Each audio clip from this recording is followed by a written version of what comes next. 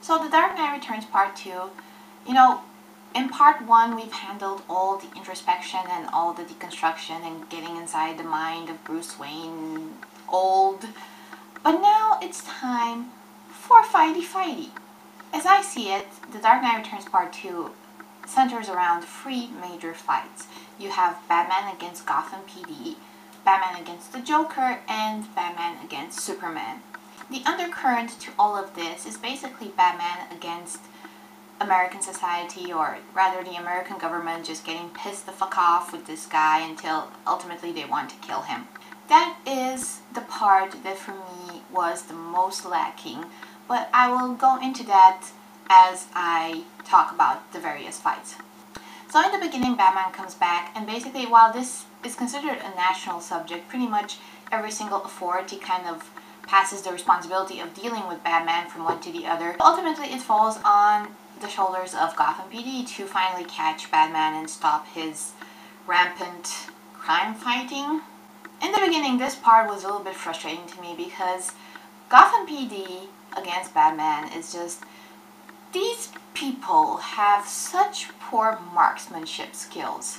Like, Gotham PD is worse than the stormtroopers in this movie. And it also sucks because in the beginning we have a huge action sequence between Batman and the Gotham PD, and outside of the fact that they're firing like crazy and like 50 people cannot take down one person, there's also the fact that I do not understand why Batman had to face them in the sense of just dropping on the motherfuckers.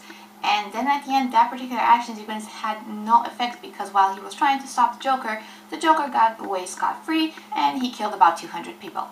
Which brings us to the confrontation between Batman and the Joker, which was, most of it, absolutely epic. Like, everything that you ever wanted out of the final fight between Batman and Joker, like, when the immovable object meets the unstoppable force, or vice versa. It is brutal, it is dramatic, it is traumatic, you have Joker going crazy, and the best thing about Joker is that he's like killing people left and right. Like, he honestly does not give a fuck. It's like chaos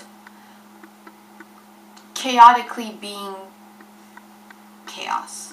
If there's one tiny little quibble that I have with Batman vs. Joker in this, is that I am not crazy about Michael Emerson's performance. Now, I've read reviews and watched reviews where people either praise him or criticize him.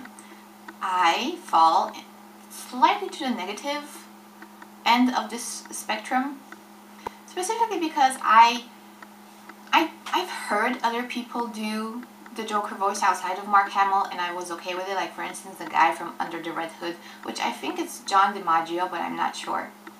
He did a very good Joker, in my opinion.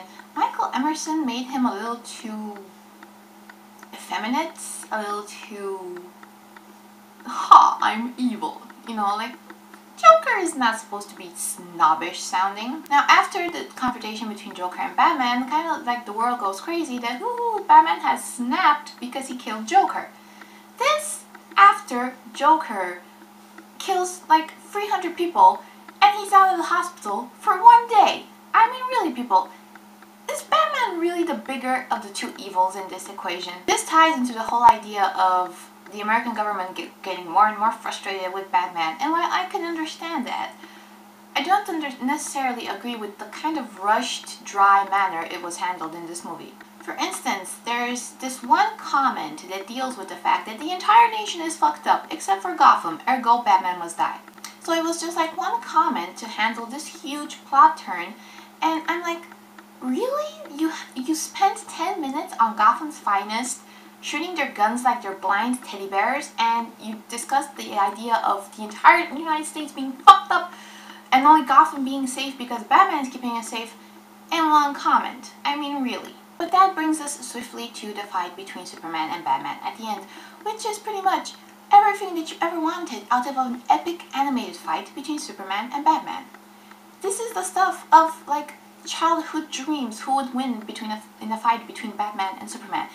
The drama, the tension, the polar opposite of it all, like Batman's ingenuity, Superman's superhumanity. it is all in this fight, and it is perfectly structured, perfectly choreographed. I love the final fight in this. I think it has all the passion and like pathos of the scene from the comic books, but just translated into animation. So can't say I hated anything about it. And I did not have any problem with Superman's voice acting. Speaking of voice acting, I love the idea of having Conan O'Brien voice the talk show host in this. I think that was a brilliant turn. I also like Robin in this. She was always there when he needed her to be there, and that's exactly what a Robin should do. She saved his dad ass a couple of times. That's cool. And Oliver Queen with one arm is awesome.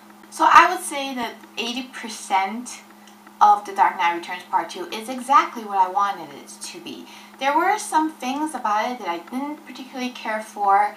I do have some issues with Michael Emerson's performance, but overall, this delivered everything that you ever wanted out, or anything that you could want out of Batman vs. Joker, Batman vs. Superman, but not quite there for me when it comes to Batman vs. the World.